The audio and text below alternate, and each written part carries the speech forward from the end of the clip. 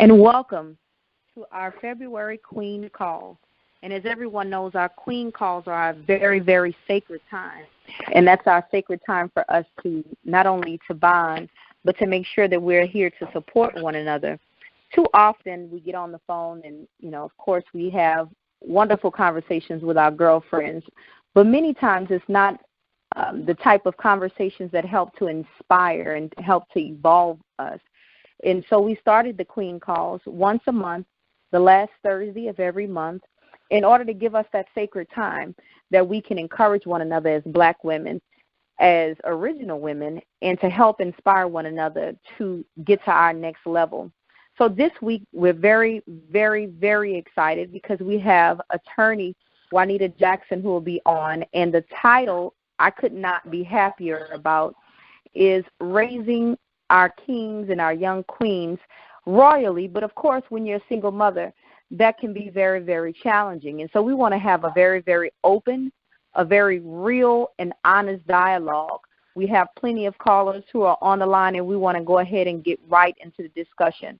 We're going to start with a prayer, and you can pray, of course, in the manner in which you're accustomed. But we just want to ask God to bless us as we strive to be better women and better servants of Him.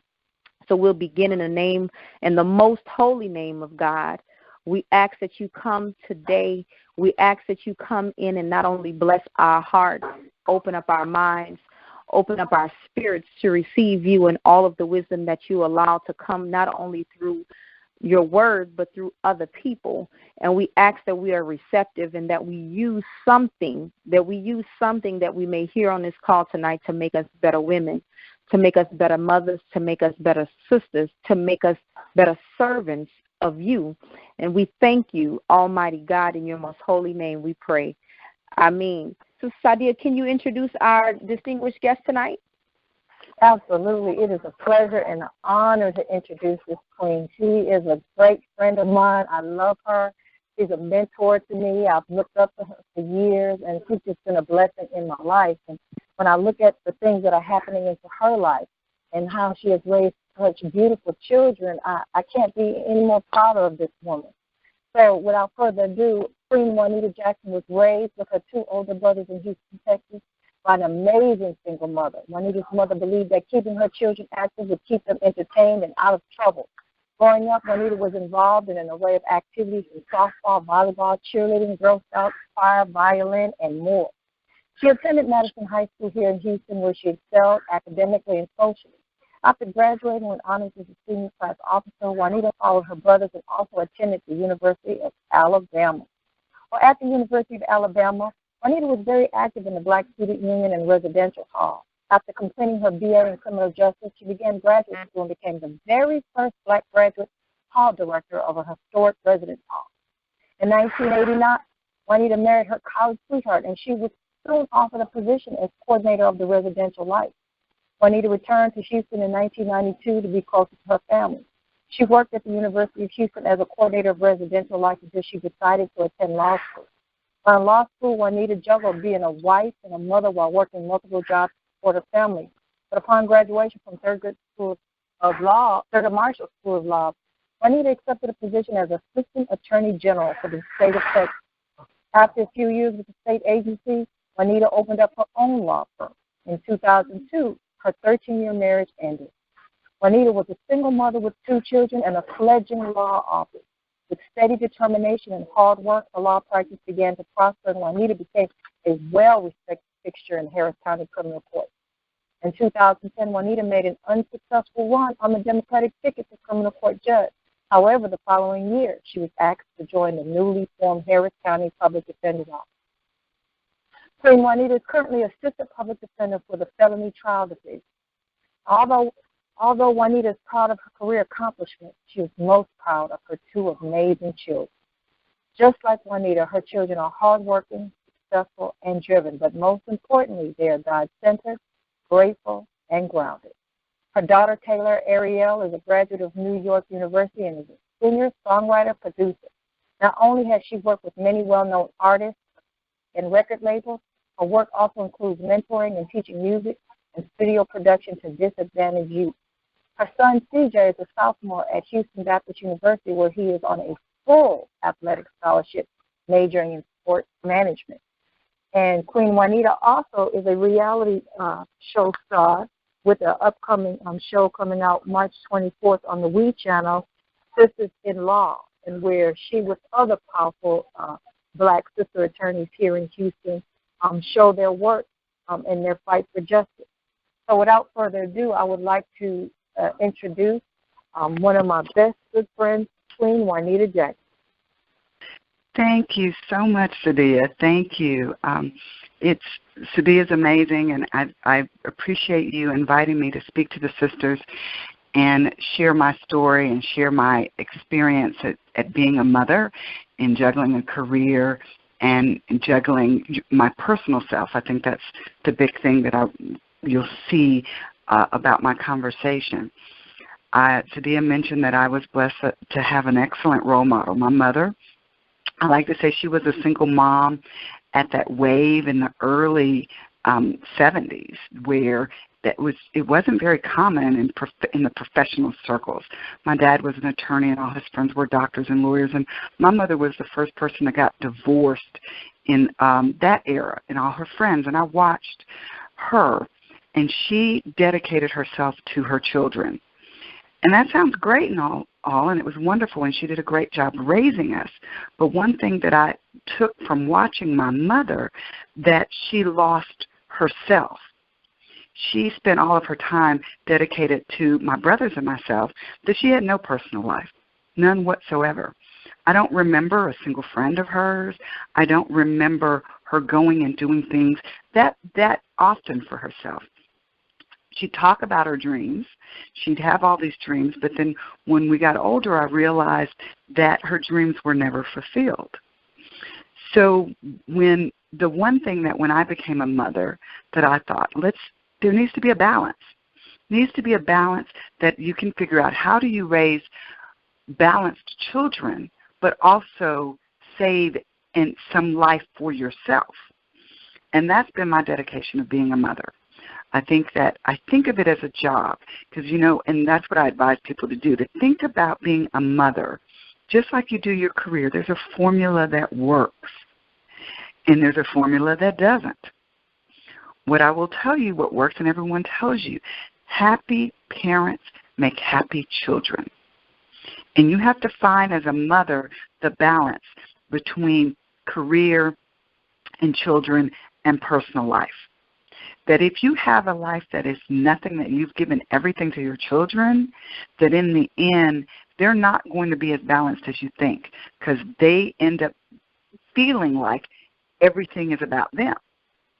So when people ask me all the time, and Sadia, I have people all the time that meet my children, and they're just amazed, like how independent and articulate and successful are they, and polite and God-centered. And I said, you have to realize it's a job, that you have to figure out if you're married, then there should be a balance between your marriage and being a parent. When I was married, in my marriage, I made sure my husband and I, we had date nights. We went on trips. The kids could go to the babysitter. They could go to grandma's. We made sure that they understood that they were a priority, but everything was not about them. Okay? That's the give and take of parenting and looking at the whole picture. That it's your job to raise and to teach them, not to spoil them and baby them. So you think about it as a job. Like I grew up, and my mother tried to do what she could do for us, but she was a single mom. She was a nurse. She worked. But my mother did all she figured out a way. I want my kids to be active, but I can't afford everything.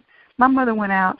Anything free that the city of Houston was having for children, we were in. We'd go to the pool and take free swim lessons. We were involved in Little League, but she'd get the reduced fee. She just thought, if I keep them busy, one, they won't get in any trouble, which is true because we didn't, and two, that it inspired them to do something with themselves. and become leaders. And that's what my brothers and I ended up being. We stayed active. The only thing that I will tell you that I sit and my mother and I talk about now that my mother's 78, we talk about that she does regret that she didn't do anything for herself and feels like it's too late.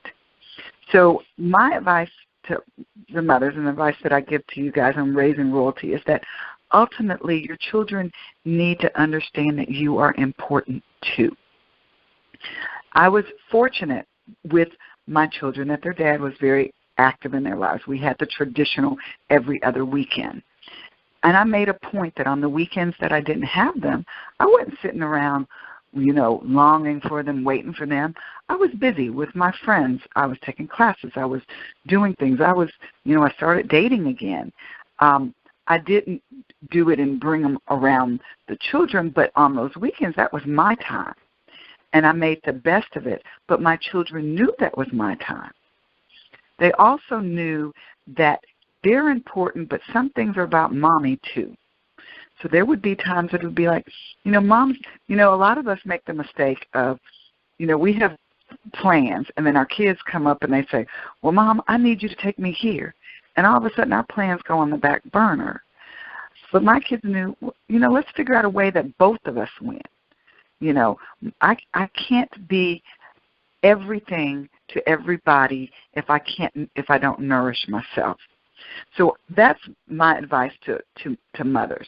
And there's nothing wrong with your children understanding that this is mommy's time and mommy needs to get away. Mommy's going to go spend some time with her friends. I'm going to see you.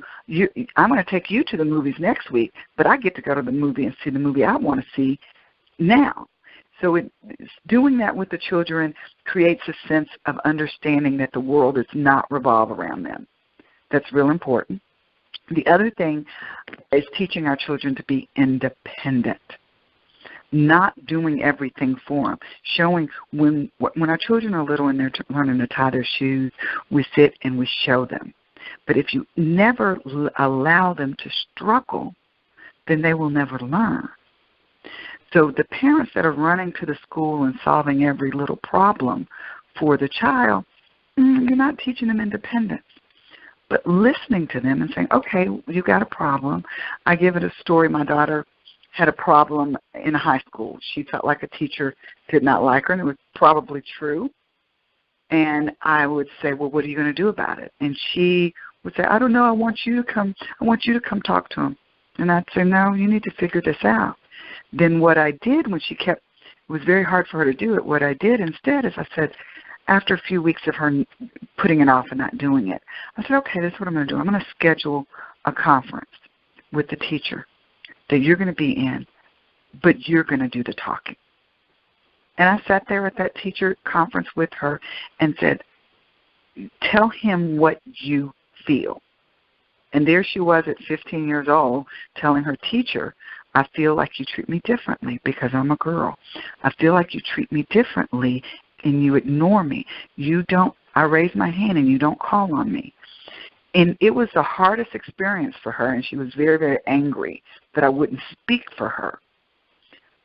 But now this child of mine speaks for herself. She doesn't need me. She understands, and she says, Mom, I got it. I'm handling this. And my son, who's 19, the same way, that I'm here for you to support you, but I am not going to solve your problem. So that's the key that we as mothers need to take, that our job is to be a teacher and to raise them. And the last thing that I'm going to end on before I let somebody else speak is that mothers raising sons. I grew up and I watched my own aunts and people grew up with their son. And I'd kind of watch and I'd go, God, they make him, he's not strong, he's not independent, he's very, we call them mama's boys now. And I thought, I say to myself, Lord, please don't let me do that to my son. I want him to grow up to be a strong, independent man. And so I made a point always, two things that I tell girlfriends to do. My son I would never call him the man of the house. He's not the man of the house. He didn't pay any bills. He didn't handle anything.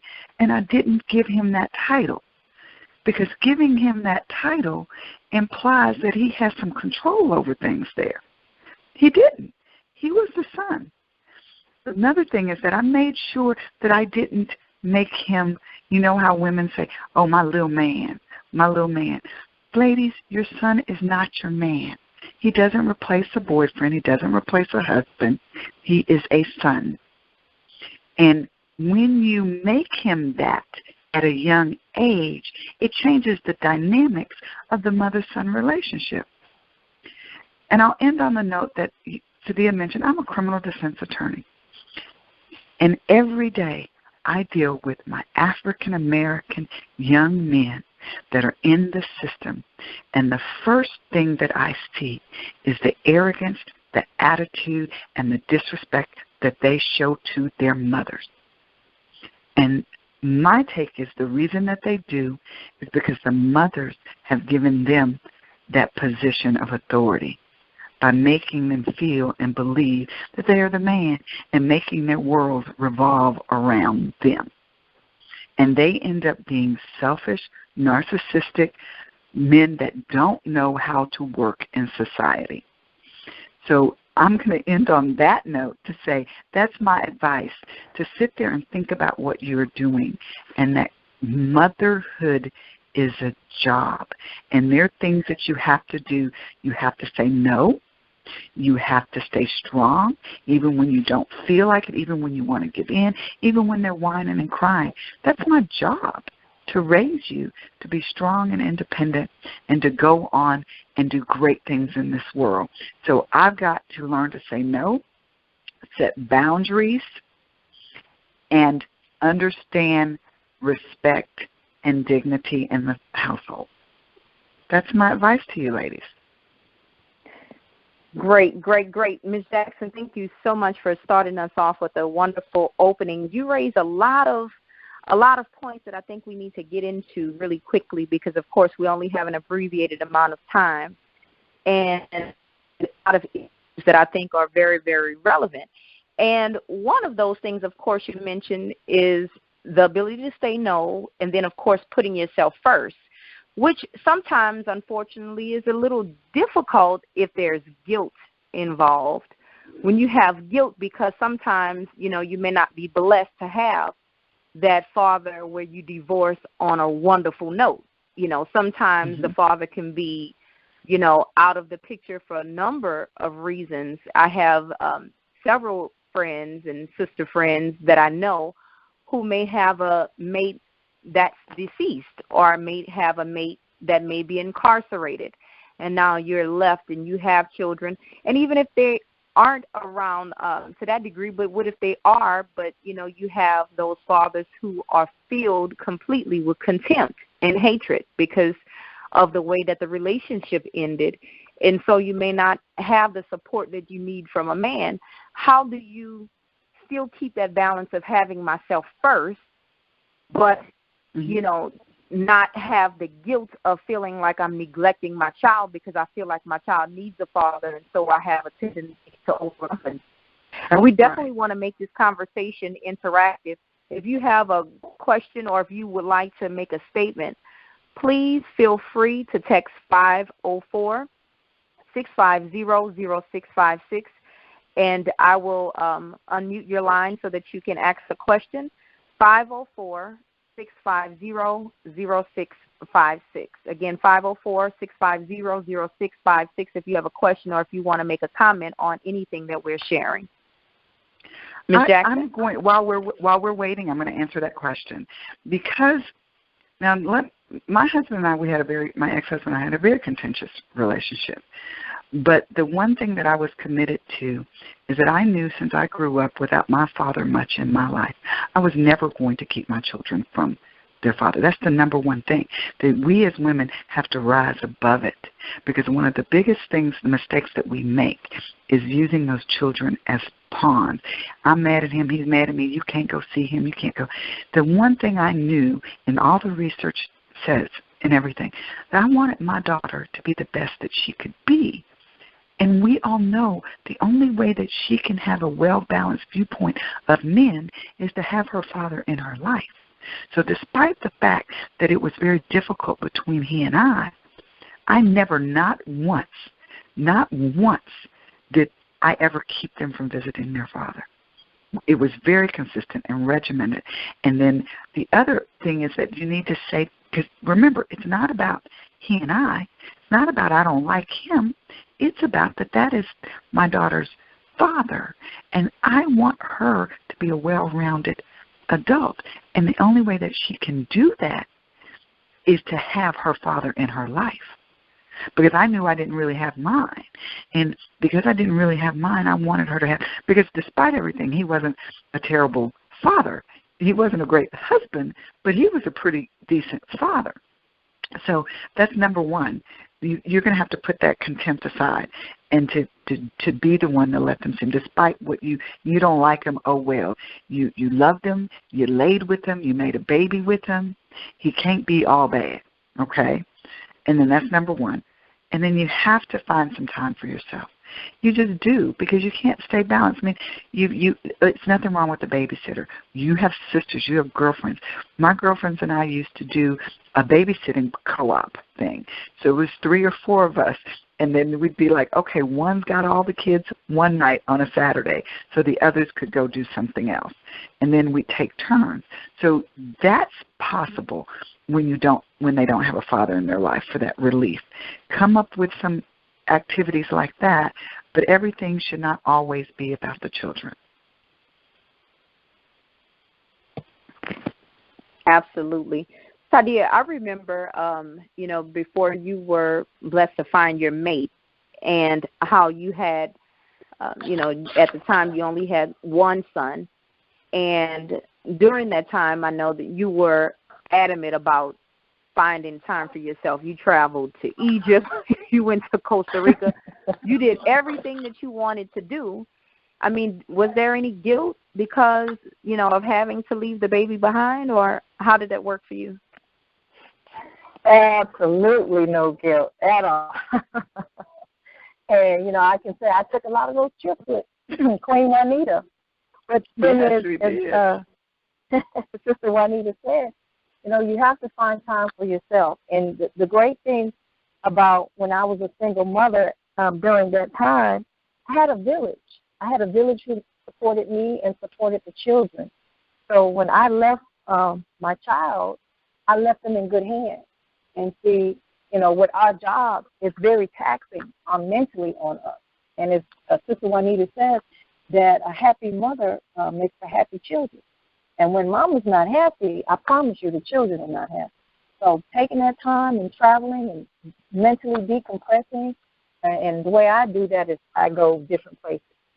And so, no, I didn't feel guilty at all. And believe it or not, I'm going to be taking a trip soon. Don't know where, but I need that decompression as well. Sister Juanita, what about you?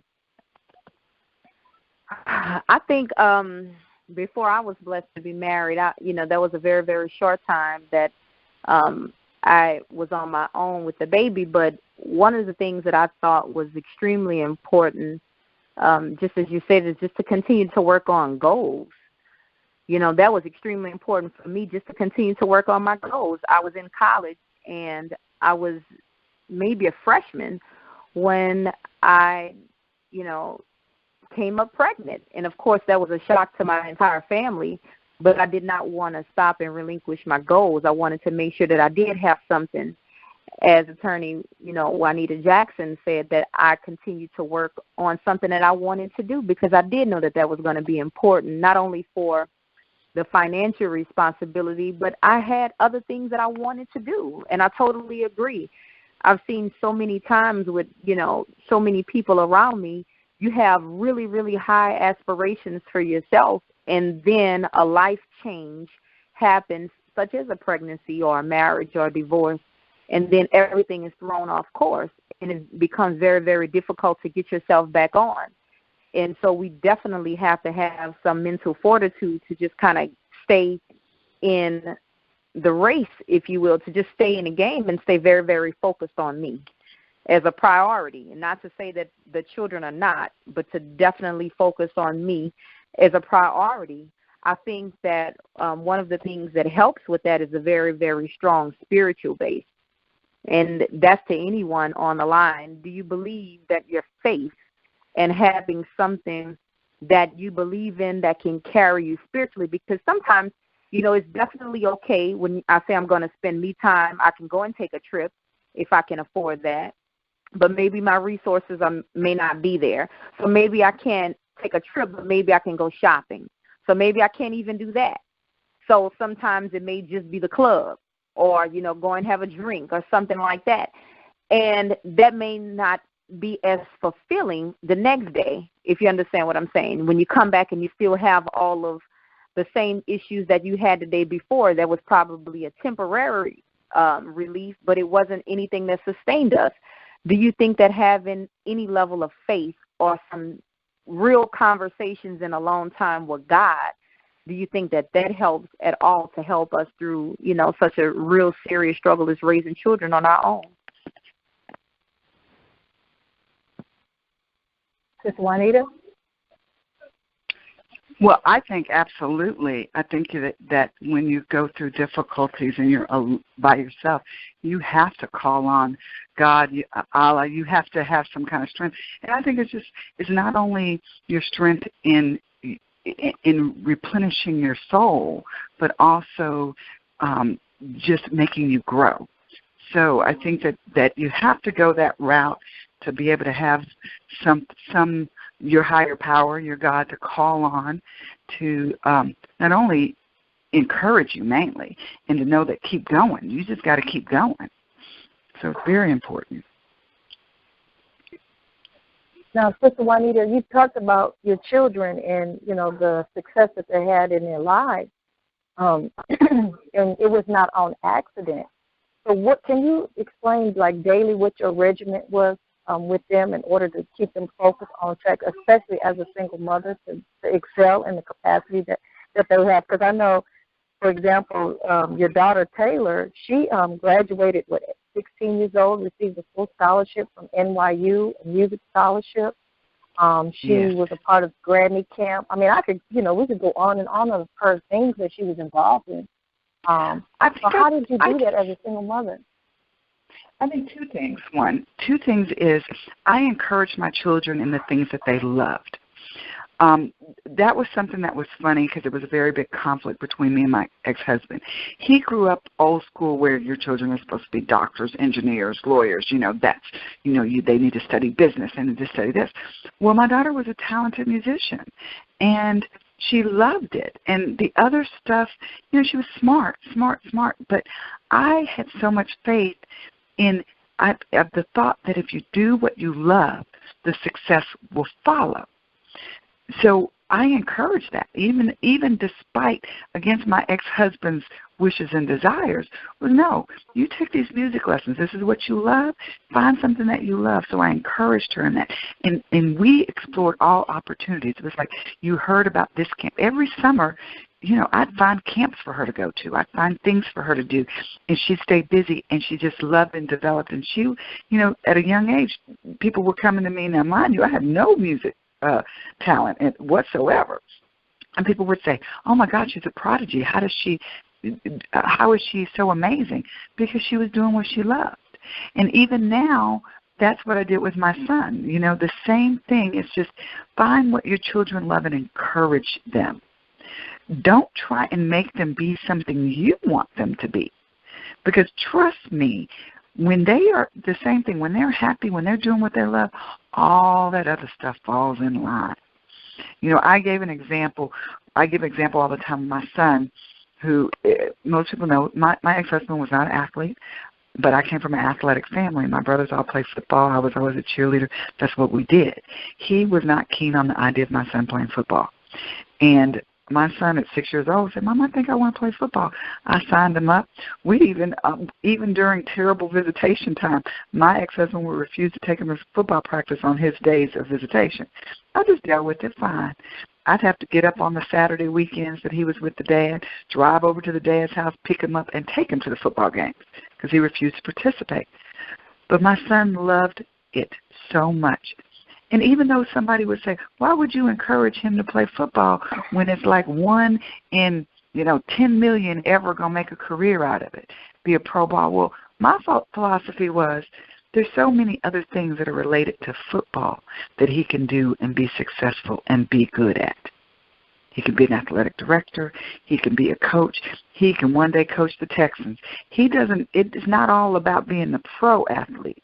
He can be in the business office of the Houston Texans. So as long as he's doing what he loves, and that's what led to him and my daughter, full scholarships, one in music, one in football, and successful. So that's one of the keys, is that I say let your children develop who they are meant to be, who God birthed, that you birthed them. God put them, that spirit in them. And it's not for you as a parent to stifle that. So encourage that. As a busy mother, take time for that. My kids kept me busy, but it would be like, okay, we got to have a schedule. It's a master plan, just like you, Sadia. You got that calendar and it's working, but sometimes you can't be everywhere. And every once in a while, I'd let myself be okay, and I'd tell my children, I'm sorry, Mama, I'm in trial this week, and Mama can make your 3 o'clock, violin class. So Grandma going to have to pick you up, and it's going to be okay. I can't be everywhere at any time. And it never bothered them because they understood that it was for a good reason. Yes, ma'am. That's what I think say. That is such an excellent point. I remember on last month's call, Queen Elena Cook, we were talking about, being in marriage, of course, and how to be that supportive wife. And she said something that was so profound. And I know Queen Kiana is on, and we were talking about it the other day, because she said that at certain times she has to give herself permission, and she also gets permission. Her and her husband are in agreement on certain things have to be let go, because we do have a tendency to play superwoman, and nobody say that that's cute, that you have to have everything together at all times. And it sounds really, really good when you're talking to other people, but it does not look really, really good when you're worn out at the end of the day.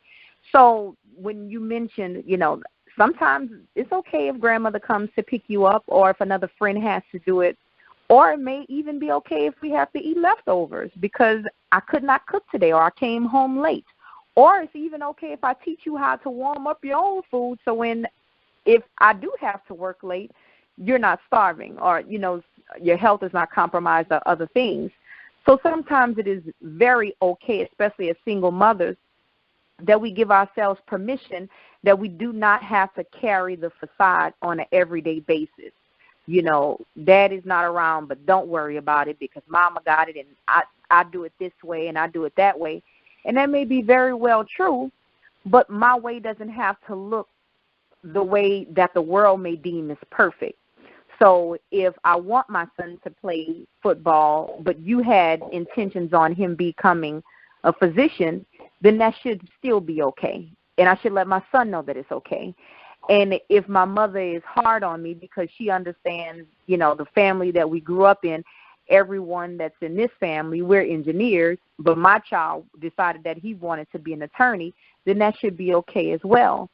And so I love that whole idea of giving permission to ourselves first, and then explaining that and having a real conversation with our children that we may not be able to make every event, especially when we're trying to work. I saw my mother as a single mother trying to rear her children, and she worked 3 jobs most times. She was gone in the morning, she was gone all afternoon, and if she was there, she was sleeping. And so it was very, very rare that she ever made it to an awards banquet or a game or a dance.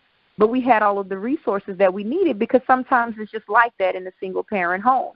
Mother's working because father may not be there to bring in child support, or may not be there at all physically, as we talked about the high percentages of fathers who may be incarcerated or deceased or other things. So being able to be honest about what it is that we can do and cannot do is often something that we definitely need to have real conversations. I have a few people on the line that wanted to chime in. I see Malika, Queen Malika is, and I see Keontae Wilson is on. I see Melanie Garden is on, and I see a few more people in the queue. If you all wanted to make a comment, you can go right ahead. I'm going to start here and unmute. Who is this first? Okay, I'm going to unmute Keontae Wilson, who is a social worker by trade and also a mother of 3 girls.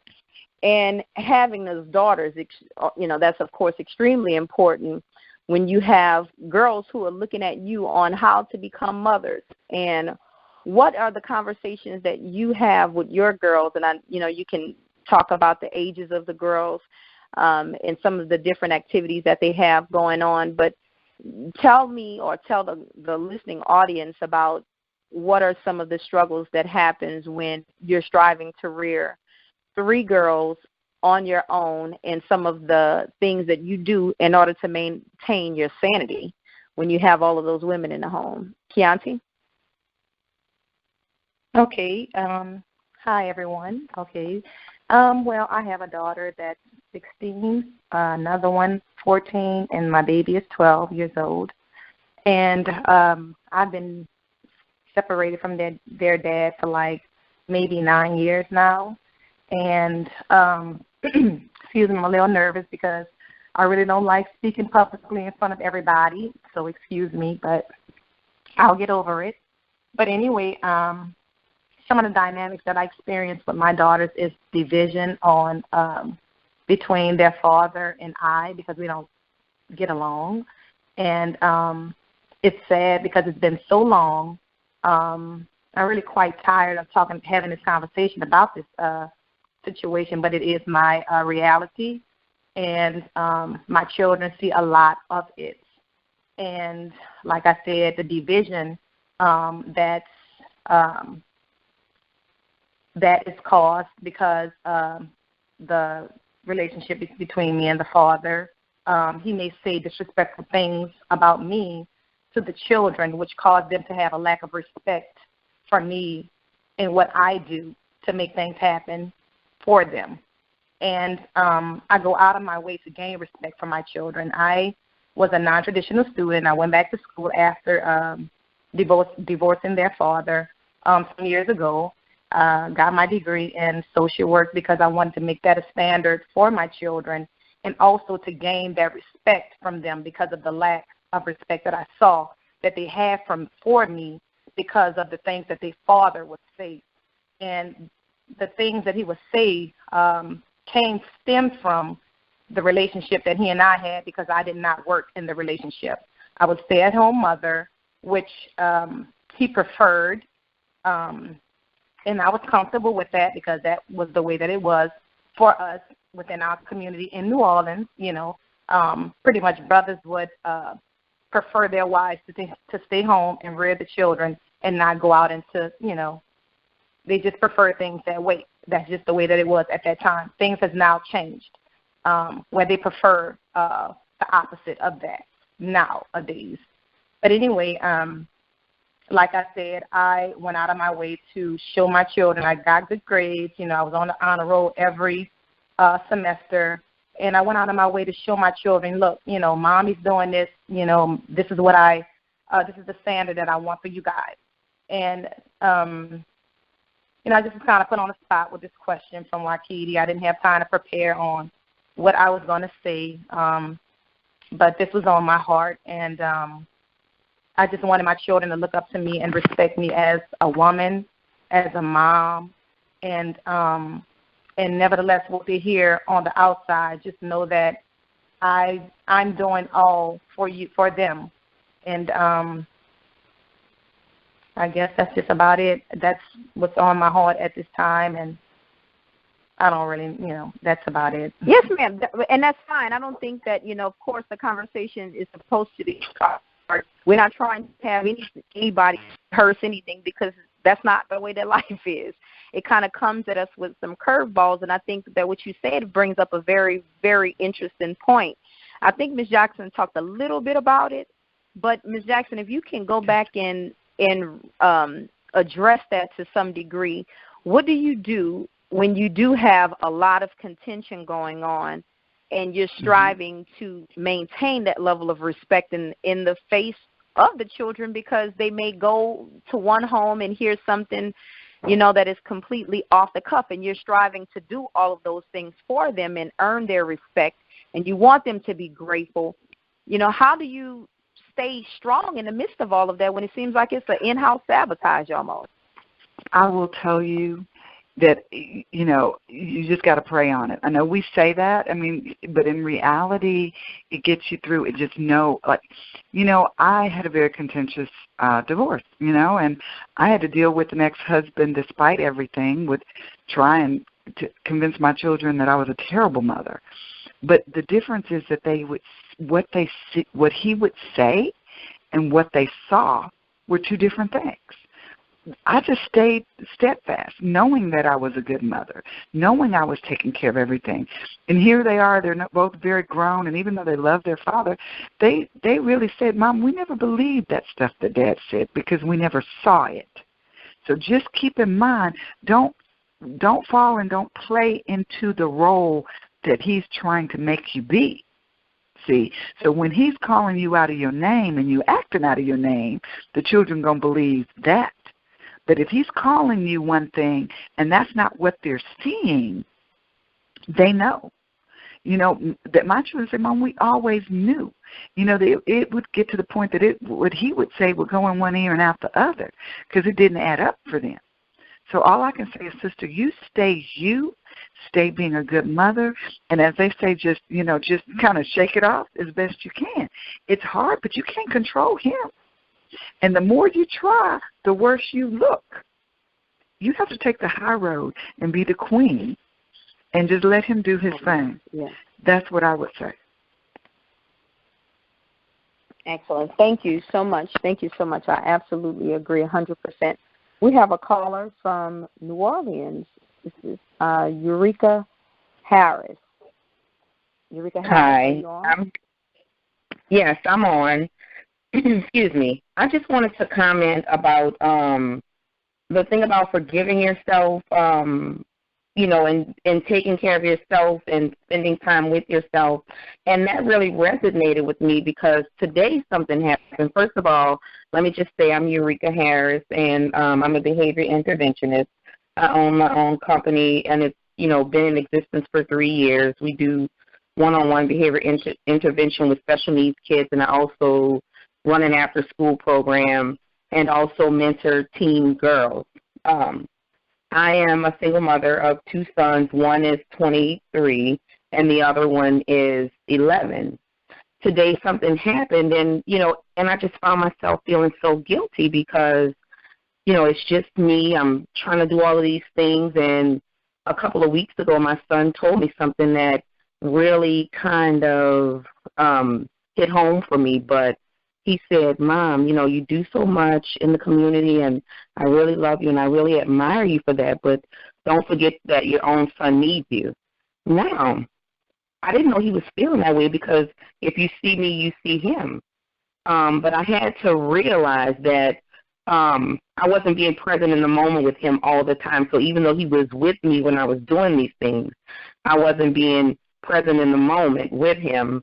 And that just goes back to just trying to save everybody. I come from a community where a lot of people, they just don't make it. And I just believe that starting at the youth or from the bottom and going up through the years is going to promote success. So, I find myself lost in that. But the thing that happened today was he had like a really important thing today, and I didn't really know how important it was, but I didn't make it. And so I just spent the afternoon beating up on myself, but I'm just trying to do everything. So the thing I want to ask is, and you said, take time for yourself, but, in the family I was raised in, there were a lot of single moms, and we always saw our mom putting us first. They made sure we had everything. They made sure we were educated. They made sure that, when things came up, we got to do the things that we wanted to do. So I find myself repeating the cycle of losing myself and also ensuring that my children are very successful in, doing all the things that they need to do, but I don't always feel fulfilled, in other words. Well, let me ask this question to Ms. Jackson. You're gonna, I'm sure Sadia mentioned this. I just wanted to reiterate it. Ms. Juanita Jackson is going to join several other attorneys coming up at the end of this upcoming month in March, and she's going to be on the next big reality show on WeTV. The same channel. What are some other shows that come on We? Are the everybody knows the Braxtons. Everybody the Braxtons knows are on We. Yes. Braxton's, Vince and Tamar, Mary. We're coming right behind Mary. So, okay, so great. So that's the question. The question is the fact that you're going to be so now you're taking it to a whole nother level. Not only, of course, you're already busy, but the fact that you're going to now have all of this extra added superstardom, and you're going to have all of this attention now drawn to you and, of course, the children. What are your plans? How do you think you're going to be able to balance that where you do feel like you're, as Eureka said, having all of this energy and all of these other people you're giving to, but make sure that you don't neglect home first? What is the plan for that? How do you avoid that from happening when you're being pulled in so many real directions? Well, my advantage is that my children are grown now. They're 25 and 19. So, and neither are at home and not at home with me. So that's an advantage. I still have a very busy career, but in the end, I have such a grounded family and grounded people close to me that are very close that I can say, I don't really know. My daughter keeps saying to me, Mom, you don't understand what's about to happen. They've just been running the promos and the commercials for about a month, and just the other day, I go out in public and somebody recognized me. I walked in. I've snuck away, and I'm handling this at an event where I'm receiving an award. But they're about to call me soon for the award. But in other people, I walked in and they recognized me. And my daughter says, Mom, just get ready. Mom, you're just going to have to get ready. And I just think it's just nothing I can really prepare for, but I can just pray and know that God will get me through, and know that I will figure it out as I go along, and my plan is to stay and remain me and just to be the kind, gracious person that, I've always been. But at the same time, know that there'll be some parameters that I'm going to learn. I have gotten to the point in my age that I learn to say no, that I politely, respectfully, not meant to be no disrespect, but I can't do that, or I can't say that. So I already have those kinds of basic things and planned, so far. But yeah, it is getting busy, but it's just, God is good, and I'm going to just pray about it and take the success and take the blessings and the goal. And I always know that when I'm blessed, that is my duty as a Christian to bless others, and that's what we do as people. That people, the child of God, is to bless others, and that's my plan.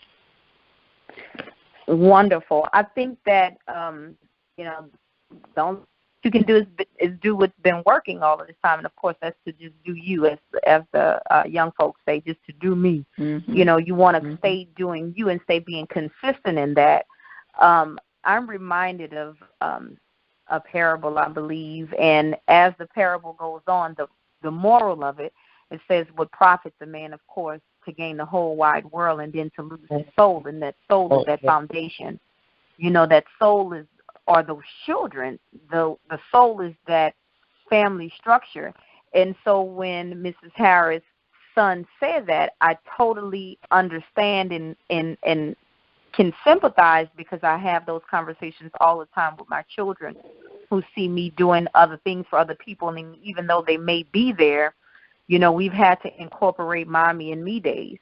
And so each child has an individual time to spend with me on certain days. And it could be very simple, and it could be something extravagant. It just depends. But again, having those real dialogue conversations where, we're giving one another to say, I could not be there today and I apologize, but I will make it up for you on this particular day. And I'm going to schedule you, and it may not sound right, but this is what our reality is at this time. I know I'm going to plan to do nothing else but be with you on Saturday. I'm going to plan to do nothing but be with you on Sunday. And everything else is going to have to take a back burner. And those people are going to have to understand that I'm not available, just like you had to understand that I wasn't available today. They're going to have to understand that on the next day or the next occasion when I'm spending time with you. And to make that, just like we do in any other relationship, quality versus the quantity of the time. As we're talking about relationships, I want to end on that. As single mothers, hopefully I don't think that any of us want to remain single. The desire, hopefully, is for us to get, find a mate that will be a wonderful fit for our family and for our children already. How do we prepare ourselves to get into a relationship when we've been so independent in rearing our children for so long and doing it on our own? How do we get into another relationship mentally? How do we even prepare for something like that, to be ready to bring on someone else, especially if we ended up with a high level of hurt and pain? How do we prepare ourselves to get ready to bring in another mate? Ms. Jackson?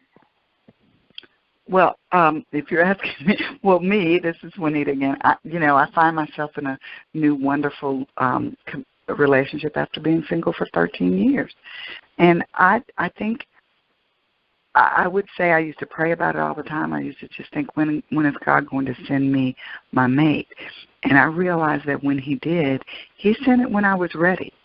I just work on you, prepare for you. Everybody would tell you that, but you really don't see it because you long for that mate sometimes. You just long and long and long, and you're thinking, when is God going to bring him?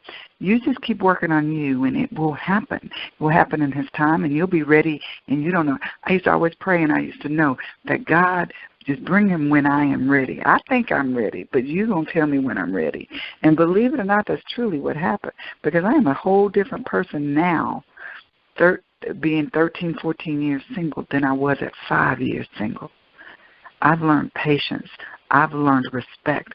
I've learned to let someone be them. I learned that you can't change a man. It took all of those years working on me and God working on me and me praying about it to be who I am now. That's how you prepare for him. Work on yourself. Be in prayer and be open to the possibility. That's the best way.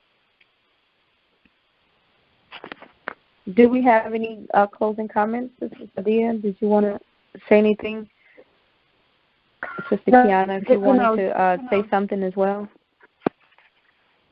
No, I appreciate Queen Juanita, sharing her experience, being open, being vulnerable, and the other callers on the line. Because what's important is that we stay connected as sisters, because we all struggle. We all struggle in some form or fashion in our life. And I know that being a single parent, trying to raise a king and a queen, a kings and queens, is not an easy task. So we appreciate Queen Juanita for giving us her pearls and her wisdom on how she was successful in her journey. And I know the journey still continues, because even though they may be 18 and up, they still are babies. So thank you again, Sister Juanita. Thank you, and thank you, ladies, and thank you, everyone, for listening. And I'm going to take my advice that I've given you, and I'm going to end this call and go to some balance and go help my 25-year-old daughter celebrate her birthday. So.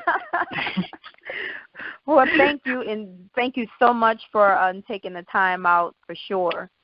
We'd like to invite everyone back again the last Thursday of every month. And remember, sisters, as we strive to be one with one another, that we consistently strive to use our gifts, our talents, our resources, our time, our energy to build a sisterhood, to make sure that we're always using what we've learned, as we saw Queen Juanita do today, to pass it on to someone else so that we can strengthen our bonds, because we need each other. We all we got, as they say. So thank you all so much for joining us from all over. We see people from several different states, and we are really, really blessed and honored that you would join us. Sadia? Yes, and Sister Juanita, give us a plug for your new show. I'm sorry, I didn't hear the last little part. Yes, I'm here. What did you say today? Give us a plug for your new show. Give you a plug for the new show? Yeah, tell us about it. Expect. Well, okay, really quickly, Sisters-in-Law is a concept that I came up with to just really, the reality show that we're fascinated by people's lives. And I always believe that my group of girlfriends, my sister friends, who were all successful attorneys here in Houston, had fascinating and dramatic filled lives, but the difference is that we'd be inspiring to people. We want it to be something that these young girls, instead of sitting there saying, oh, I want to be like Nene or I want to be like Kenya, who their claim to fame is that they married wealthy men. Or and I'm not going to say, hey, that worked for them. But there are a lot of us women out there that did it ourselves. So the great thing about Sisters-in-Law, we are all successful women that earned our place by our own. 5 of us were raised by single moms. We worked our way through college. We worked our way through law school, and we have very successful law practices. Very successful. One's a millionaire, others are extremely top lawyers in the state, etc. But we're all friends, and we have drama, and we have stuff. We struggle at trying to be single moms. We struggle at raising our children. We struggle at us getting along and learning to be supportive girlfriends. But in the end, we also are there fighting for our clients. So I love to tell people it's across the show, Sisters-in-Law, that you'll love. If you like those legal dramas and you like following 48 Hours or you like Law and Order and following cases and what happened, you'll get some of that. And if you're one of those people that like the housewives and the drama between the women, it's the balance of that too. And I hope that everyone here will tune in. The premiere is March 24th on We Television Network, and it is nationwide. So I hope that you'll all become fans. Definitely. We'll be tuned in for our sisters-in-law so we can support our sisters who have taken our time to support us. And so we are all excited about it. I think we need to do a watch party, Sadia. I think so. That would be wonderful. Yes, we're going to do a premiere party with some mimosas and some stuff. We're going to do it up. That sounds wonderful. Thank you, ladies. Thank you so much. Thank you all. And thank everybody for joining this call. And remember, sisters, when you teach a man, you teach an individual. But when you teach a woman, you teach a nation. And we'll speak with you soon, Queen. Thank you so much. Bye-bye.